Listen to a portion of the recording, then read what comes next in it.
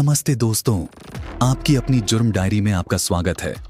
आज हम एक ऐसी रात की बात करेंगे जिसने सिर्फ दिल्ली को ही नहीं बल्कि पूरे देश को हिलाकर रख दिया। ये बात है 2012 के दिसंबर महीने की 16 तारीख की।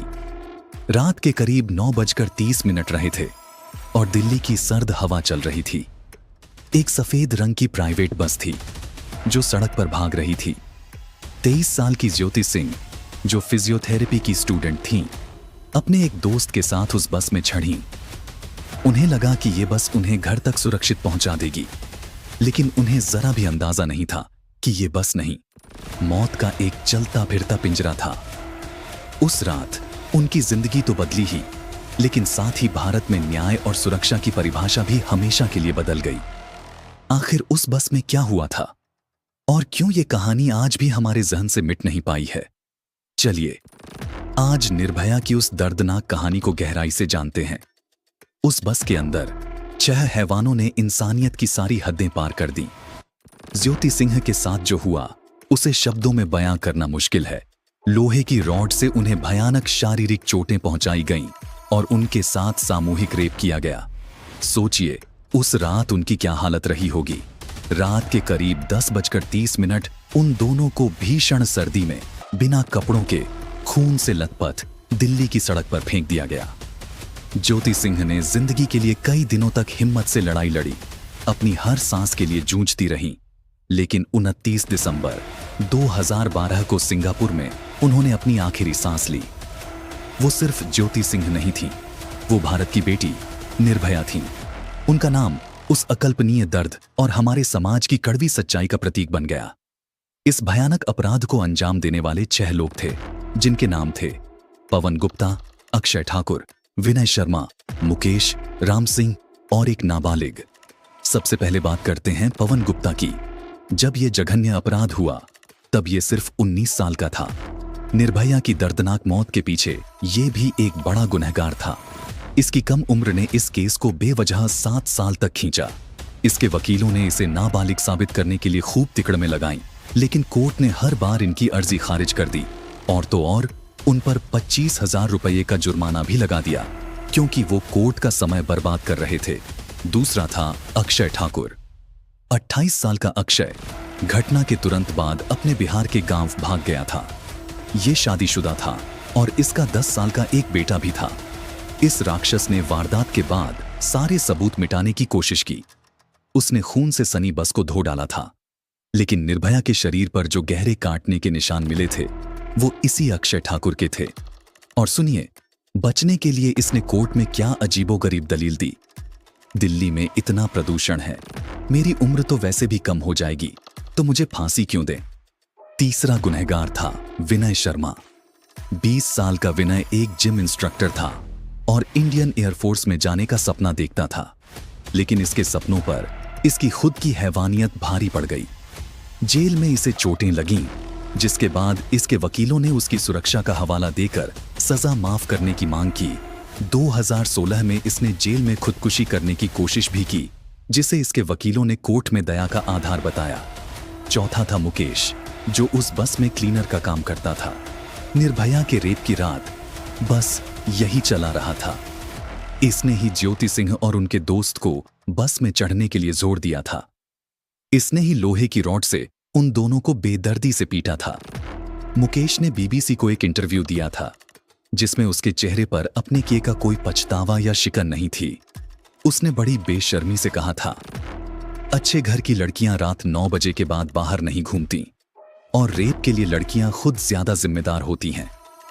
और फिर था राम सिंह, जो मुकेश का बड़ा भाई और उस बस का ड्राइवर भी था।